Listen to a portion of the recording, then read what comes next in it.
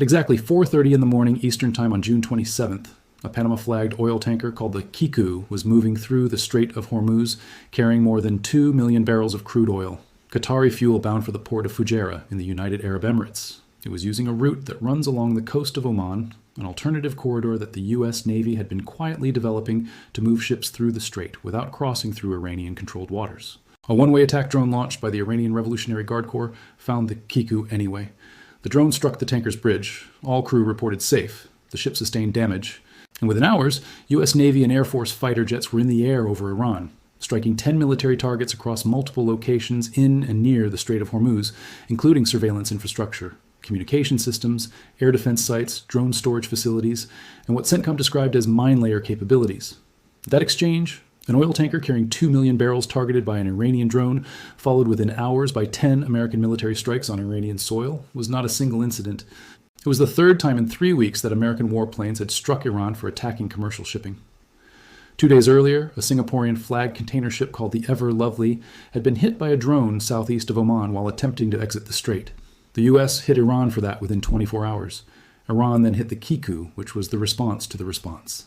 The U.S. hit Iran 10 more times. Iran then launched ballistic missiles and drones at the U.S. military's Ali al-Salem air base in Kuwait, and the Fifth Fleet's headquarters at Port Salman in Bahrain, claiming to have destroyed 8 American military facilities.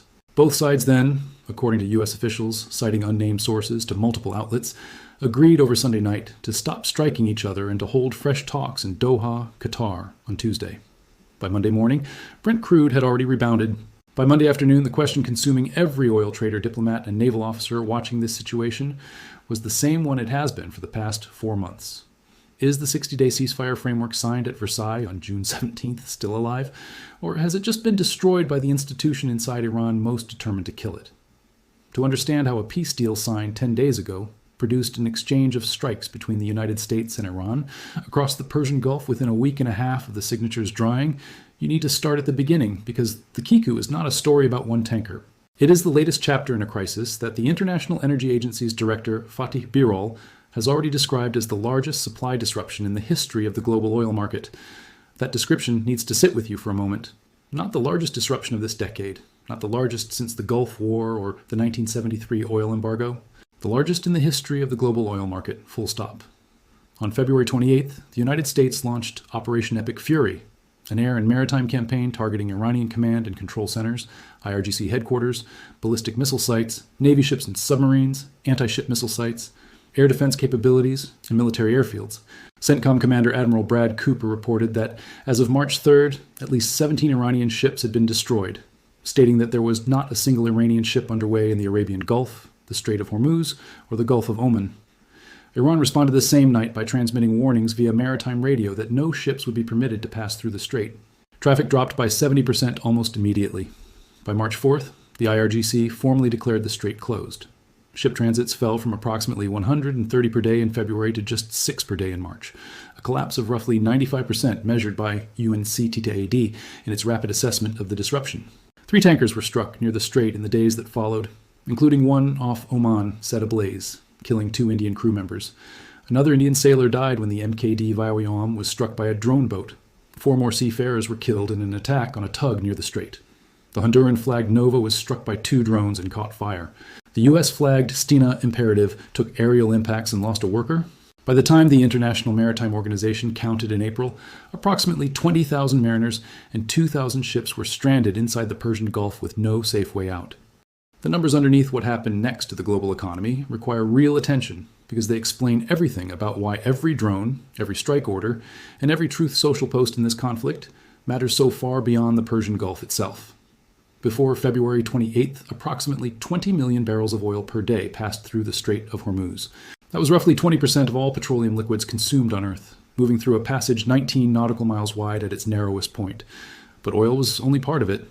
20% of global liquefied natural gas trade passes through the same strait, the majority of it coming from Qatar and heading to Asia. Up to 30% of internationally traded fertilizers transit Hormuz annually, including 46% of global urea exports, the nitrogen fertilizer that food production in India, Brazil, and China depends on. Nearly half of all global seaborne sulfur trade moves through the strait, 1/3 of global seaborne methanol trade, roughly 1/3 of the world's helium production. 20% of raw aluminum exports. The strait is not a pipeline for crude oil. It is the bottleneck of the global industrial economy. And when the IRGC closed it in late February and early March, it did not close just an energy corridor. It closed a supply chain for fertilizers, chemicals, plastics, aluminum, and a dozen other industrial inputs simultaneously. The consequences radiating outward from that closure reached places far removed from any military objective. Japanese refiners, who obtain roughly 95% of their crude oil from Saudi Arabia, Kuwait, the UAE, and Qatar, and move about 70% of that oil through Hormuz, asked their government to release emergency oil stockpiles. The IEA's 32 member states unanimously agreed to release 400 million barrels from emergency reserves, roughly 4 days of global consumption, in a move that had no precedent outside of the 1973 crisis and the early weeks of the COVID pandemic. Dubai crude prices reached $166 a barrel on March 19th, the highest price ever recorded for that benchmark. California's gasoline prices exceeded $5 a gallon. U.S. inflation hit 2% by June, its highest level since April 2023. Global growth was projected by UNCTAD to slow from 9% in 2025 to 6% in 2026, and that estimate assumed the conflict would not intensify further. Global merchandise trade was expected to slow from roughly 7% growth in 2025 to between 5% and 5% in 2026. The Qatari LNG terminal at Ras Laffan was struck by Iranian strikes and forced to shut down production. Bahrain's only refinery was hit by Iranian missiles. Saudi Arabia's Ras Tanura refinery, the largest in the country, was targeted with drones. The EU, scrambling to replace lost Middle Eastern LNG, imported a record volume of Russian Yamal LNG in the months from January through April. The development researchers at the environmental organization Urgewald valued at around £3 billion, and that directly contradicted years of European policy aimed at reducing dependence on Russian energy. The war intended to prevent Iran from threatening the global energy system had, within weeks of beginning, triggered the largest supply disruption in global oil market history and pushed Europe back toward Russian gas in a single stroke. It was against this economic backdrop that the mechanics of how to physically get oil through the strait became a matter of existential urgency. Iran, having declared the strait closed, began operating what it called the Persian Gulf Strait Authority, an insurance-like toll system charging vessels up to $2 million per authorized transit, with passage granted only to ships from countries Iran deemed friendly. Countries it deemed hostile were turned back or attacked. The Lloyd's Market Association's Joint War Committee expanded its high-risk designation to cover the entire Persian Gulf. Major maritime insurers suspended or repriced war risk coverage for ships transiting Hormuz. War risk premiums for a very large crude carrier transiting the strait rose from roughly $25,000 per voyage to between $250,000 and $375,000 per trip. The Trump administration directed the U.S. International Development Finance Corporation to establish a reinsurance facility providing up to $40 billion in coverage on a revolving basis, using an agency originally designed for development finance as an emergency backstop for tankers transiting an active war zone. In May, Trump announced and then abruptly halted a mission called Project Freedom that sought to escort stranded tankers through the Persian Gulf. The failure of that attempt became the context for the operation he eventually revealed on June 10th. The Congressional Research Service's analysis of the Iranian military structure explains why enforcement of any maritime ceasefire in Hormuz is structurally complex in a way that extends beyond Iranian political dysfunction. The IRGC Navy and the regular Iranian Navy are separate institutions. In a 2007 reorganization, the IRGC Navy was assigned sole responsibility for the Persian Gulf, while the regular Navy was assigned responsibility for waters beyond the Gulf, with both sharing nominal responsibility for the strait itself. The IRGC Navy is not a conventional naval force. It is an institution with its own command structure, its own ideology, its own economic interests, and direct reporting lines to the supreme leader rather than to the elected government.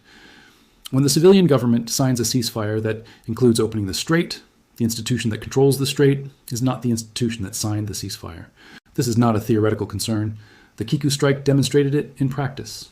Within 48 hours of CENTCOM releasing video of its retaliatory strikes, and within hours of the IRGC's own counterstrike on Bahrain and Kuwait, both sides had agreed to stop and return to the table. The IRGC demonstrated that it can escalate. It also demonstrated that it will de-escalate once the point has been made. The point it is making, every time a drone finds a tanker on the Omani coastal route, is that the MOU does not govern the strait. The IRGC does. After the Kiku strike, Trump wrote on Truth Social, in language that left no ambiguity about how close the edge of the remaining structure actually is. He posted that the Islamic Republic of Iran will no longer exist if Iran forces the United States to militarily complete the job it very successfully started. That sentence is not a diplomatic warning. It is a conditional threat of national annihilation posted on a social media platform after a tanker strike. Vice President J.D. Vance told Iran to pick up the phone if it had objections and said violence would be met with violence. From Tehran, Parliamentary National Security Commission Chair Azizi wrote that the failed U.S. president had shown he has no commitment to the principles of negotiation or a ceasefire. The IRGC threatened a complete halt to negotiations. IRGC General Ibrahim al-Fiqar said violating ships would be dealt with more firmly than before.